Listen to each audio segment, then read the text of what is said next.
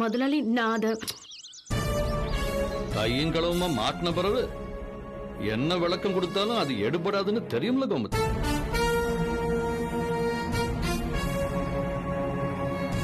என்னத்தான் என்னைய நம்பி நீ பொழைச்சாலும் தன்மானம் உள்ள பொம்பளைன்னு எனக்குள்ள உன்னை பத்தி ஒரு மரியாதை இருந்துச்சு. ஆனா அந்த மரியாதையை நீ எப்படி அடகு வைப்பேன்னு நான் எதிர்பார்க்கவே இல்லை கோமதி.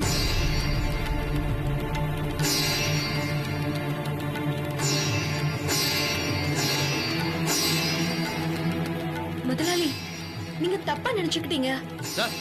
போதும் புள்ள, அதான் கண்ணு முன்னாடியே பார்த்துட்டல்ல, பரவாயில்ல. அப்பா நீங்க நினைக்கிற மாதிரிலாம் எதுவும் இல்லப்பா. இவங்க என்கிட்ட பணம் கேட்கல, நானா தான் எடுத்துட்டு வந்தேன்.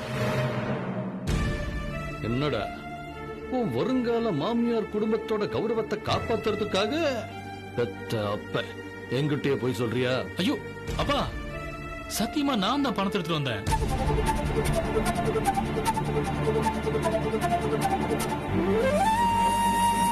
மலருக்கு நகை வாங்கி போடுங்கன்னு சொன்னேன். ஆனா அத்தா அதை வாங்கிக்கலப்பா. நான் எவ்வளவு வற்புறுத்தியும் வேணவே வேணாம்னு சொல்லிட்டாங்க. சரிடா மவனே, அது உண்மையாவே இருக்கட்டும். ஆனா லேசா ஒரு சின்ன தும்மல் போட்டா கூட நான் எங்க இருக்கேன்னு தேடி ஓடியாந்து அப்ப என்கிட்ட சொல்ற பயணி எவ்வளவு பெரிய விஷயம் செய்ய பார்த்திருக்கிற. ஆனா என்கிட்ட பூச்சி கூட விடலையா?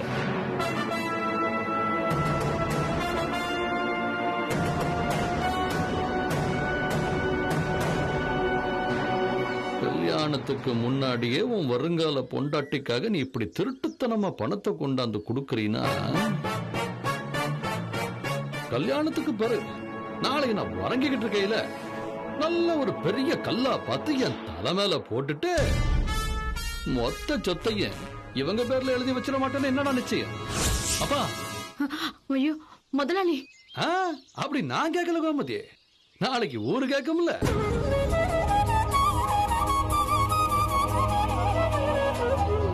இப்படிப்பட்ட குடும்பத்தோடையாரா நீ சம்பந்தம் வச்சிருக்கிறேன்னு உறவு முறையெல்லாம் காரி துப்பாது.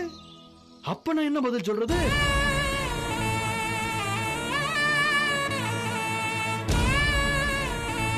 அப்பா நான் செஞ்சது தப்புதான்ப்பா. அதுக்காக என்ன தண்டனை வேணாலும் எனக்கு கொடுங்க. இவங்களை அசிங்கப்படுத்தாதீங்கப்பா. ஏடா இவங்களை அசிங்கப்படுத்தி எனக்கு என்னடா ஆகுது? நான் பொது நியாயத்தை தான் பேசிட்டு இருக்கிறேன். மறந்துட்டியா?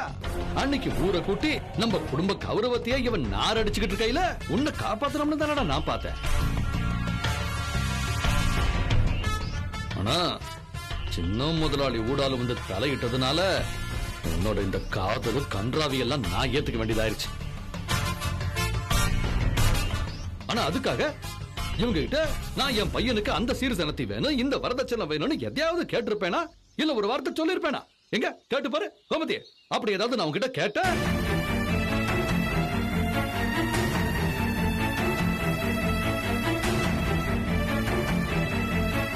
அப்புறம் எதுக்குடா இப்படி திருட்டுத்தனமா வந்து பணம் கொடுக்கிற வேலையில்ல?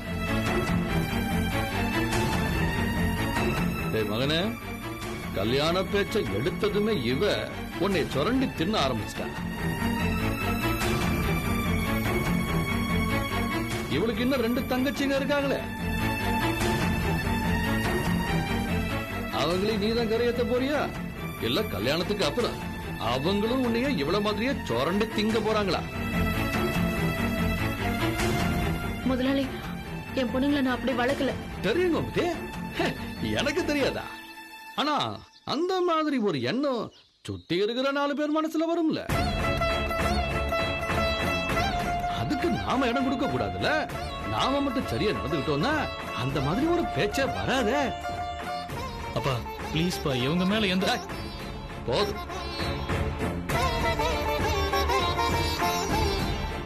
நான் தான் பேசிக்கிட்டு இருக்கேன்ல, குறுக்க நீ ஊடால பேசிட்டே இருந்தீங்கன்னா பரவாயில்ல, எனக்கு என்னடா மரியாதை? தயவு செஞ்சு என்ன மன்னிச்சிருங்க. இவங்க மேல எந்த தப்பு இல்லப்பா. இவங்க மேல தப்புன்னு நான் எங்கடா சொன்னேன்? அந்த மாதிரி வெளியே யாரும் பேசிடக்கூடாதுன்னு தான் நான் சொல்லிக்கிட்டு இருக்கிறேன்.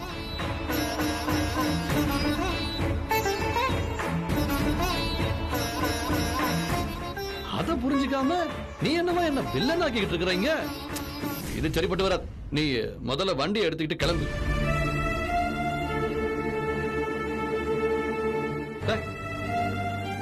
கிளம்புன்னு சொல்றல.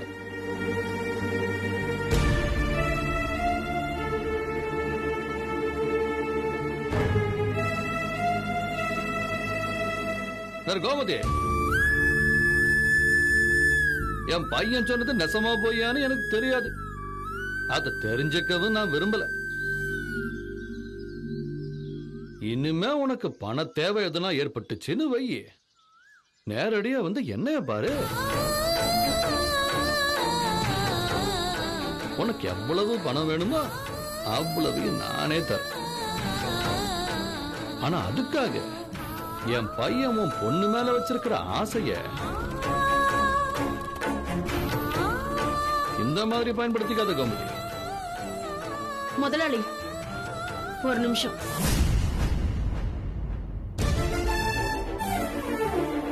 நீங்க நம்புங்க, நம்பாம இருங்க.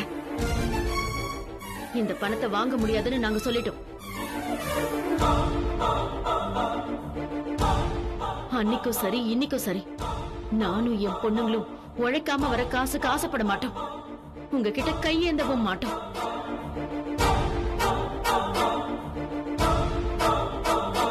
அப்புறம் இன்னொன்னு, நீங்க நகை நட்டு வேண்டான்னு சொன்னாலும் என் பொண்ணு நான் வெறும் கழுத்தோட அனுப்ப மாட்டேன். என் சக்திக்கு முடிஞ்சதை போட்டுதான் அனுப்புவேன். போயிட்டு வாங்க.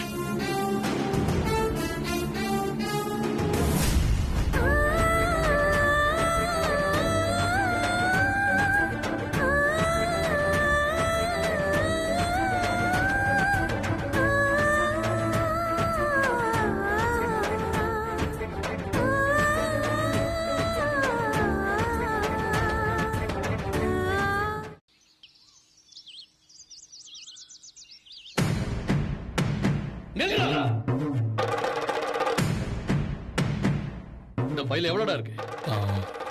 5 லட்சம் ரூபா இருக்குப்பா. ஏடா, உனக்கு என்ன அறிவு கிறிவு இருக்கா இல்லையா? எங்க இருந்து இடத்த இம்புட்டு படத்தை யார கேட்டா இதை கொண்டுட்டு போய் அங்க கொடுக்க போனேன். அப்பா, இது ஒண்ணும் உங்க பணம் இல்லப்பா, நான் சம்பாரிச்சு சேர்த்து வச்ச பணம். என்னங்க, என்ன நடக்குதுங்க? இன்னும் கொஞ்ச நாள்ல அவனுக்கு கல்யாணம் ஆக போகுது. அவனை போய் அடிக்க வரீங்க? பாடி வா, முதல்ல உன்கிட்ட தான் ஆரம்பிக்கலாம்னு இருந்தேன். என்னடி ஆச்சு உனக்கு? உன் பிள்ளைக்கு எங்கேயாவது தலையில அடிபட்டு மூளைகள குழம்பு போயிருச்சு அவங்க 2 பேருக்கு? எனக்கு ஒண்ணுமே புரியலங்க. என்ன நடந்துச்சுன்னு இந்த குதி குதிக்கிறீங்க? நீங்க செஞ்சிருக்கிற வேலைக்கு குதிக்காம கொஞ்சம் வாங்கலாம் உங்கள. அன்னைக்கு பூ வைக்கதானே அந்த வீட்டுக்கு போயிருந்தோம். பேசிட்டே இருக்கும்போது நீ பாட்டுக்கு உன்னோட தங்க சங்கிலிய கலட்டி எதுக்குடி அந்த பொண்ணு கழுத்துல மாட்டின? என்னவோ போடணும்னு தோணுச்சு, போட்டேன். ஓ, அப்போ ஆடி ஓடி அலைஞ்சு திரிஞ்சு கஷ்டப்பட்டு சம்பாரிச்சு நாங்க உங்களுக்கு செயினை வாங்கிட்டு வந்து தருவோம். நீங்க அதை நோகாம அடுத்தவங்களுக்கு தர வைப்பீங்களோ? அன்னைக்கு அங்கேயே வச்சு உன் கைய வெட்டி இருந்தேன்னா இன்னைக்கு உன் மவன் இப்படி ஒரு கேவலத்தை செஞ்சுட்டு வந்து நின்னுக்க மாட்டான்.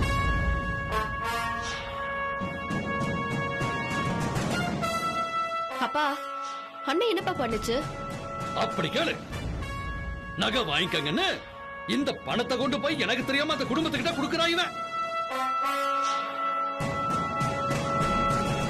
நடான்னு கேட்டா இது ஏன் பணம்ங்கறா? டேய், இதுவோ ஏன் பணம் செலுத்துகிற? எங்க இருந்து வந்துச்சு உனக்கு இந்த பணம் எல்லாம்? முத போட்டு உனக்காக தொழில் ஆரம்பிச்சு கொடுத்தவன் நான். அந்த வருமானத்துல வந்த பணம் தானடா இதெல்லாம். அப்படி பார்த்தாலும் இதுவும் ஏன் பணம் தான்டா. இத எனக்கு தெரியாம ஒரு வார்த்தை கூட சொல்லாம கண்டவளுக்கு வாரி இறப்பியோ? அப்பா, அவ ஒண்ணு கண்டவ இல்லப்பா, நான் கட்டிக்க போற பொண்ணு. என்கிட்ட மலர் குடும்பம் கஷ்டத்துல இருக்குன்னு சொன்னாங்க, அதான் போய் உதவலாமேன்னு போனேன். குடும்பத்துல கஷ்டம் இருந்துச்சுன்னா வீட்ல இருந்து ஒரு தட்டை எடுத்துக்கிட்டு போய் எங்கேயாவது ஒரு கோயில் முன்னாடி நின்று அப்பா டேய் இல்லனா எங்கேயாவது போய் கொள்ளடிக்க சொல்டா. என் பணத்தை ஓ மூலமா திருட வேணும்னு சொல்லு. அப்பா, தப்பா பேசாதீங்க. அவ ஒண்ணு அந்த மாதிரி போடா. மூடுறா. கொரோனா ஒத்தத்தாதங்க முன்னாடி பல்லுக்கு இதெல்லாம் பேத்துறவன்டா ராஸ்கல். என்னடா அந்த வீட்லயும் அப்படிதான். நான் பேசிக்கிட்டே இருக்கும்போது குறுக்க பேசிக்கிட்டு இருந்தா எங்க இருந்து வந்துச்சு உனக்கு இந்த தைரியம் எல்லாம்? என்ன பார்த்தா 10 அடி தள்ளி போய் ஒடுங்கி நிக்கிறாள் நீ. இன்னைக்கு என் முன்னாடியே நின்னு கேள்வி கேட்கிற, எதிர்த்து பேசுற இல்ல? புரியுதுடா, புரியுது. நல்லா ஏத்தி விட்டு அனுப்பியிருக்காளுகடா அவளுக்கு. உன்ன கல்யாணத்துக்கு முன்னாடியே இந்த நிலைமைன்னா கல்யாணம் நடந்ததுக்கு அப்புறம் அவங்க பேச்ச கேட்டு நீ என்ன கொன்னாலும் கொன்னுடுடா. என்னங்க பேசுறீங்க? ஏதோ தெரியாம செஞ்சுட்டான், இத பெருசுப்படுத்தாம விட்டுருங்க. எப்படி விட முடியும்? 1000 இல்ல, 2000 இல்ல, முள்ளங்கி 10 ஆட்டம் சொலையா 5 லட்சம் ரூபாய்.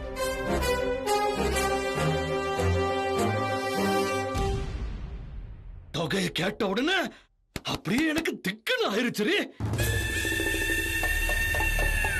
நம்ம வீட்ல இருந்து அடுத்தவங்களுக்கு பணம் எடுத்து கொடுக்கிற பழக்கம் என் ரத்தத்திலேயே கிடையாது. அப்புறம் இவன் மட்டும் எப்படி தப்பி பிறந்தான்?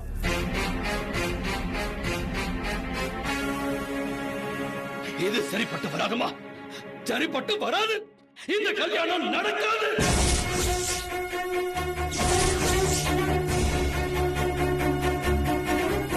என்னங்க சுமாரு அவங்க பேச்ச கேட்டு இவன் இப்பவே இந்த ஆட்டம் ஆடுறான். நாளைக்கு கல்யாணம் நடந்துருச்சுன்னா அதுக்கப்புறம் நம்ம எல்லாரையும் மொத்தமா தூக்கி எறிஞ்சிட்டு அந்த வீடே கதின்னு இவன் அங்கேயே போய் சரணாகதி அடைஞ்சிருவாண்டி. அதுக்கப்புறம் நமக்கு ஒரு புள்ள இருந்தாங்கிறதே இல்லாம ஆயிடும். அப்பா அப்படிலாம் இல்ல. உங்ககிட்ட பேசுறதுக்கு நான் தயாரா இல்ல. இந்த குடும்பத்துக்கு அவ மருமகளா வரக்கூடாது. உனக்கு இந்த குடும்பம் முக்கியம்னா என் பேச்ச கேட்டுக்கிட்டு இந்த வீட்லயே இரு. இல்ல எனக்கு அவதான் முக்கியம் நினைச்சினா இந்த நிமிஷம், இந்த நொடி இந்த குடும்பத்தையும் வீட்டையும் விட்டு வெளியே போயிட்டு. நீங்க பேசுறது கொஞ்சம் கூட நியாயமே இல்லைங்க. பூ வச்சு கல்யாணத்தை உறுதி செஞ்சுட்டு வந்தாச்சு, இப்ப போய் ஏய், ஏய், ஏய். இவன் கூட சேர்ந்துக்கிட்டு நீ என்ன எதிர்த்து பேசுறியா? ஏய், இந்த வீட்ல எல்லாருக்கும் பயம் விட்டு போச்சுரி. உங்களை எல்லாம் 4 காட்டு காட்டினா தாண்டி அடங்க வைக்க. அப்பா அப்பா ப்ளீஸ், நீங்க இவ்ளோ கோவப்படுறது உங்களுக்கு நல்லது இல்லப்பா. தயவு செஞ்சு கொஞ்சம் அமைதியா இருங்க. முடியாதுமா. இந்த வீட்ல முடிவெடுக்கிறது நானா மட்டும்தான் இருக்கணும். அவ இந்த வீட்டுக்கு மருமகளா வரக்கூடாதுன்னு நான் முடிவு எடுத்துட்டேன். அந்த முடிவை இவங்க 2 பேரையும் ஏத்துக்க சொல்லு. அத நானே ஏத்துக்க மாட்டேன்ப்பா. அப்படி சொல்லுடி. இவர் இஷ்டத்துக்கு முடிவை மாத்திக்கிட்டே இருப்பாராம், நாம அதை ஏத்துக்கணுமா? கொஞ்சமாவது நியாயமா பேசுறாரா? ஏய், அம்மா அப்பா கிட்ட நான் பேசிக்கிறேன், நீ கொஞ்சம் உள்ள போமா. இந்த மனுஷனுக்கு எடுத்து சொல்லி புரிய வைடி. எல்லாம் முடிவானதுக்கு அப்புறம் கல்யாணத்தை எப்படி நிறுத்த முடியும்? ஊர் உலகம் நம்மள காரி துப்பாது. மா நீ போமா, நான் பேசிக்கிறேன்னு சொல்றேன்ல. போ. அப்பா கல்யாண விஷயத்தை தவிர வேற எதை வேண்டாலும் பேசு. உங்களுக்கு என்னோட வாழ்க்கை மேல அக்கறை இருக்கா இல்லையாப்பா? கண்ணு, என்ன கண்ணு இப்படி கேட்ட? நான் வாழ்றதே உங்களுக்காக தானே. நீங்க 2 பேரும் சந்தோஷமா இருக்கணும் தானே நான் இவ்வளவு போராடிக்கிட்டு இருக்கிறேன். அதுதான் உண்மைனா அண்ணன் கல்யாணத்தை எதுக்குப்பா நிறுத்தணும்னு நினைக்கிறீங்க?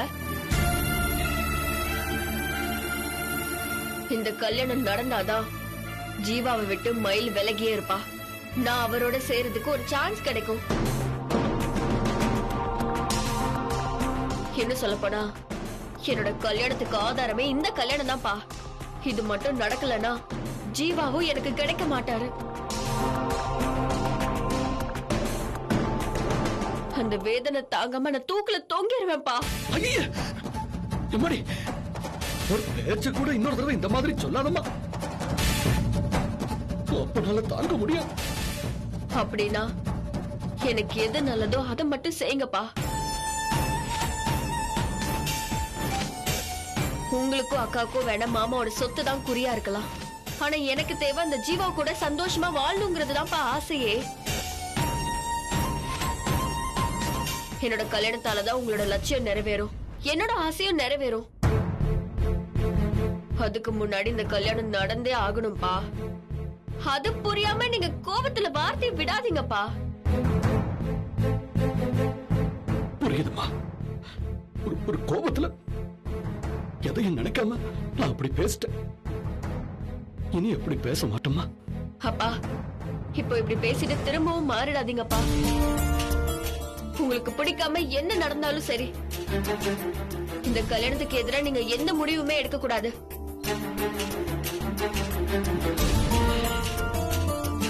சரிம்மா.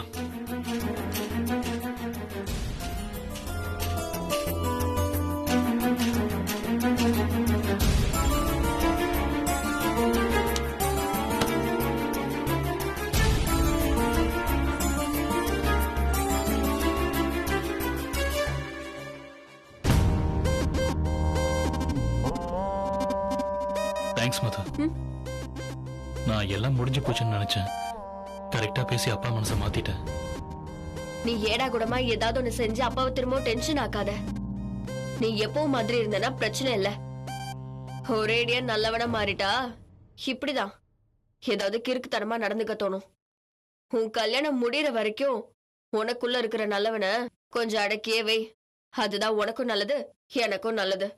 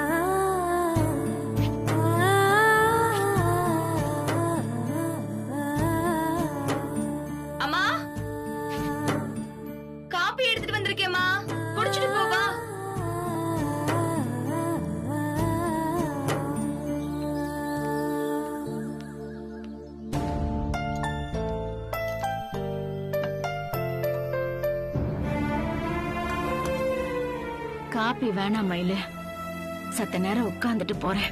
ஏமா வேணாங்கிற? காப்பி குடிச்சா இன்னும் தெம்ப வேலை செய்யலாம்ல. மனசுக்கு தெம்ப கொடுக்கற மாதிரி ஏதாவது மருந்து இருக்காடி? என்னாச்சுமா? முதலாளி பேசிட்டு போனதே நினைச்சிட்டு இருக்கியா? தகுதிக்கு மீறின இடத்துல சம்பந்தம் பண்ணணும்னு ஆசைப்பட்டா அதை அனுபவிச்சுதானே ஆகணும். இன்னைக்கு மட்டும் இல்ல, இனிமே எப்பவுமே இப்படிதான் ஆக போகுது. இதுல ரோசப்பட்டு ஒன்னும் ஆக போறது இல்லடி. அப்புறம் எதுக்குமா இப்படி இருக்க? வர ஆடி முடிஞ்சு அடுத்த ஆவணில தான் மலருக்கு கல்யாணம் பண்ணலான்னு இருந்த மயிலு. ஜோசியர் அன்னைக்கு வரன் கொண்டு வந்தப்ப கூட இப்ப இதை செய்ய முடியாதுன்னு தான் மனசு குழம்பிக்கிட்டு இருந்துச்சு. ஆனா அதுவே தானா கை கூடாம போயிருச்சு. ஆனா இப்போ திடீர்னு இப்படி ஒரு சம்பந்தம் அமைன்னு நான் நினைச்சு கூட பார்க்கவே இல்லை மயிலு. காலகாலத்துல அக்காக்கு கல்யாணம் நடக்கிறது நல்ல விஷயம் தானேமா. அதுவும் அக்கா விரும்புற வாழ்க்கை அமையறத நினைச்சு நம்ம சந்தோஷம் தானே படணும்.